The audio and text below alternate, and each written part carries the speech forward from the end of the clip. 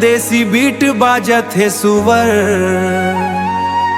तोर याद महा दिल नाचे रे,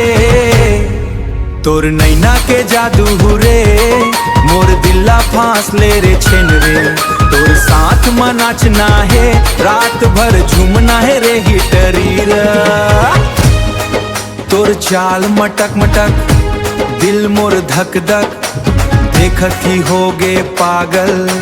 काबू नहीं रही हिस अब तक डेसन, तोर हंसी बिजली जैसन,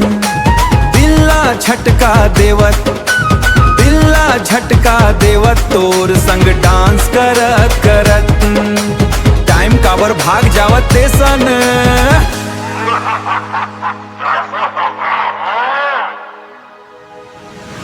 आजा मोर संग नाच ले, हाथ मोर ला थाम ले, दुनिया ला भूल जाबो, बस आज के रात याद रही जावे तो जाने, तोर नैना के जादू रे, मोर दिल्ला फांस ले रे छेन रे, डीजे बिना भी बीट बाजे, तोर प्यार में झूम ले रे छिटरा, तोर कमर हिलत थे जब,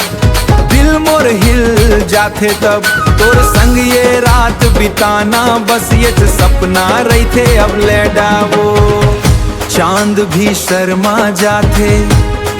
जब तू मुस्काते,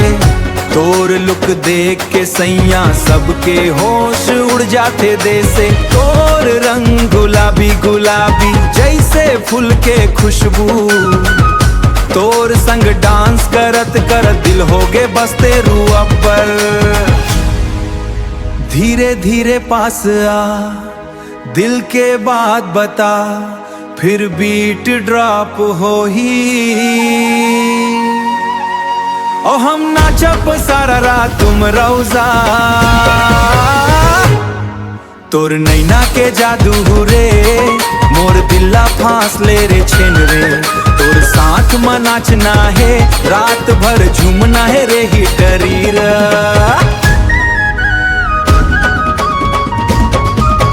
तोर संग नाचना है, रात भर झूमना है रे।